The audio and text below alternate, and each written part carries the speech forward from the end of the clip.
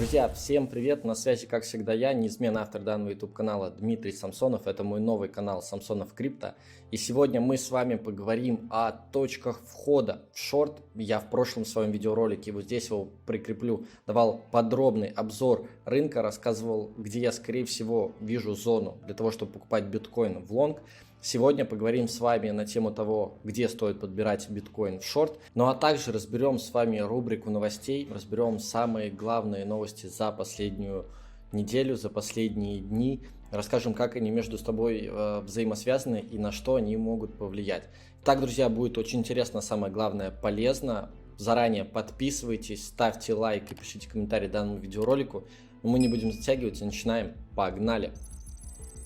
Итак, друзья, для начала перейдем с вами к новостям, а после перейдем непосредственно к графикам и рассмотрим с вами точки входа в шорт. И прежде чем мы начнем рассматривать новости, хотел бы вам порекомендовать наш медиа-канал Crypto Kitchen. Здесь мы рассказываем все интересные, полезные новости, а также проводим прямые эфиры, где разбираем те темы, которые вам интересны. Возвращаемся к новостям, и последняя новость на сегодняшний день, на 24 число, Ledger откроет код протокола Recover из-за негативной реакции пользователей.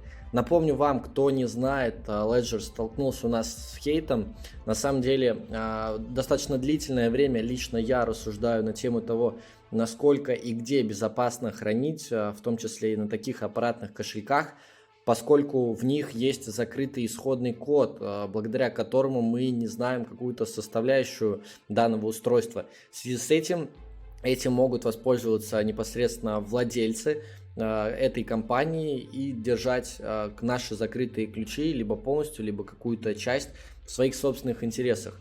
Соответственно, в интернете, а именно в американских различных пабликах, были уже дискуссии по поводу того, что средства с таких кошельков пропадают, и, соответственно, никто не может помочь решить данную проблему. Я думаю, вы все слышали по поводу этой ситуации. Я думаю, эта тема будет у нас актуальна. Не за горами у нас возможный какой-то черный лебедь. Если мы рассмотрим с вами предыдущий цикл биткоина, предыдущий цикл медвежьего рынка и накопления, то здесь вот происходило такое событие: после роста мы увидели вот такое вот снижение.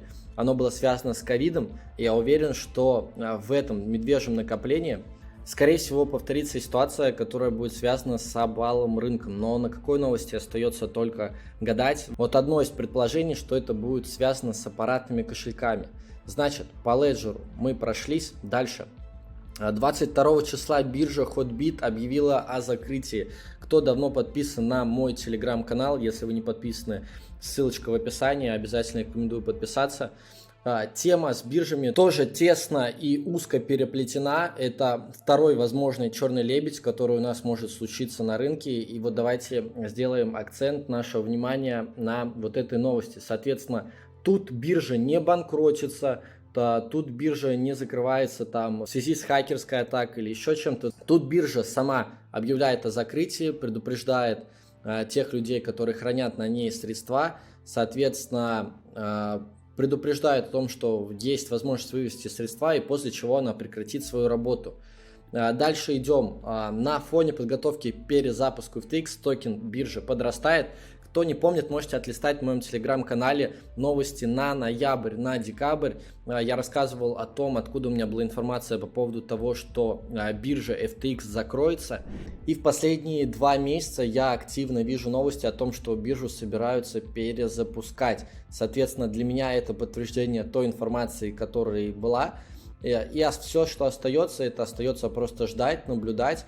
Но уже какой вывод по поводу FTX можно сделать, что, скорее всего, это была какая-то запланированная акция, возможно, тест по закрытию биржи, для того, чтобы посмотрели на массу людей, посмотрели на их реакцию, и, возможно, такой вариант черного лебедя стоит рассматривать в будущем.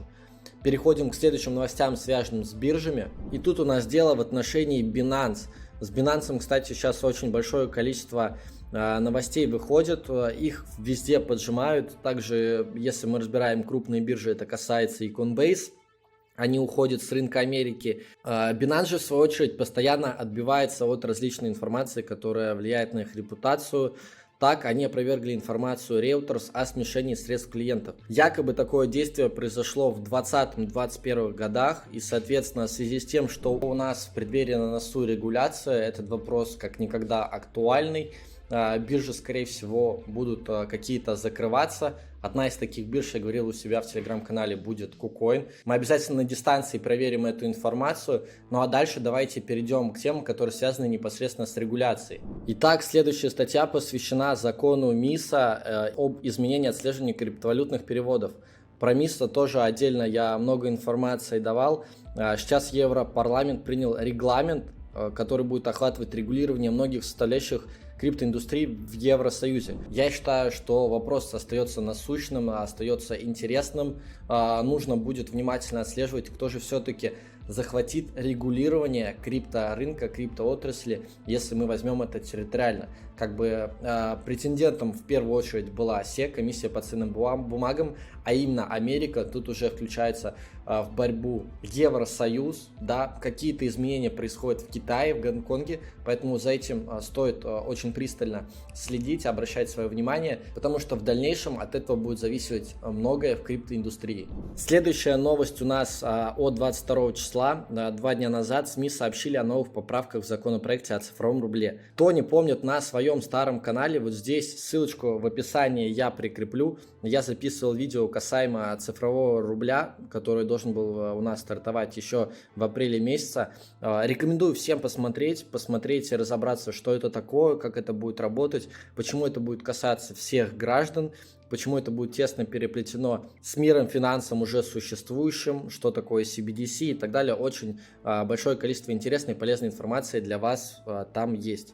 Ну и последнее, на что хотелось бы обратить внимание, это различные новости, посвященные взлету, к примеру, транзакций в BNB Chain. Оно достигло годового максимума, и такие новости будут максимально влиять на цену. Но, как мы видим, у нас уже на протяжении нескольких недель цена затаилась, нету какой-то определенности по движению вверх или вниз. И отталкиваясь от этой новости, можно сделать вывод о том, что то движение, которое произойдет в будущем, оно будет считаться истинным. Истинным оно будет в случае, если мы не будем реагировать позитивно на позитивные новости, такие, к примеру, как эти, и не будем реагировать негативно на негативные новости, на фуд. Это будет считаться истинным движением, а не какой-либо манипуляцией большого крупного игрока. И после этого, друзья, я предлагаю перейти к нам на графике. Соответственно, в своем прошлом видео, которое я прикреплял еще в начале данного видеоролика, я говорил, что буду работать от лонга в этой зоне и что, скорее всего, буду вас информировать в случае, если мы пойдем не вниз, а если мы пойдем вверх. Буду говорить вам о том, что постараюсь предупредить вас о наборе позиций сверху. И сейчас я примерно накидал и выделил ту зону, с которой буду рассматривать шортовую позицию. Да, мы будем действовать уже по ходу, я буду выходить в прямой эфир, но сейчас примерно накидал вам вот такую вот зону, которая будет начинаться с уровня 28 тысяч долларов и заканчиваться на уровне 29 800. И, соответственно, где-то здесь посередине 28 800, 28 900 можно набрать третью позицию, то есть вот таким вот образом, тремя лимитными ордерами, со стопом 30 100 в случае, если мы закрепимся над этой зоной, как я и говорил в своем прошлом видеоролике, возможен поход и закол в зону 32 тысяч долларов. Это зона примерная сейчас, я рассказал ее так буквально широкими мазками, соответственно, вам стоит проанализировать эту информацию самостоятельно и принимать решения, исходя из того, что вы думаете. Я же буду придерживаться своей стратегии, и при подходе к этой зоне я проинформирую вас в случае, если я буду заходить в позицию согласно этой стратегии, или если я буду выжидать зону какую-то больше. Эта информация выйдет обязательно в моем телеграм-канале, поэтому кто не подписан, в описании есть ссылочка на мой личный телеграм-канал. Обязательно переходите и подписывайтесь. Кстати, друзья, для тех, кому еще интересно торговать внутри дня, заходить в какие-то различные позиции, у нас есть специальный торговый чат, называется Crypto Kitchen Trade. Ссылка на него будет в описании. Вот так он, друзья, выглядит. Здесь есть ссылочка на чат, в который вы можете перейти и общаться с нами. Также, кто из вас не зарегистрирован, регистрируйтесь на наших торговых биржах BNX и Bybit, где мы торгуем очень успешно. Ссылки тоже будут в описании. Соответственно, здесь мы укладываем подробную аналитику, информацию касаемо различных сделок, и здесь информация выходит быстрее, нежели в данных видео. Я надеюсь, что данный видеоролик вам был интересен, а самое главное полезен. Не забывайте подписываться на канал, ставить лайки и подписываться на мои другие социальные сети. Это Инстаграм и Телеграм канал. Ну а я благодарю вас за просмотр, друзья, и до новых встреч. Пока-пока.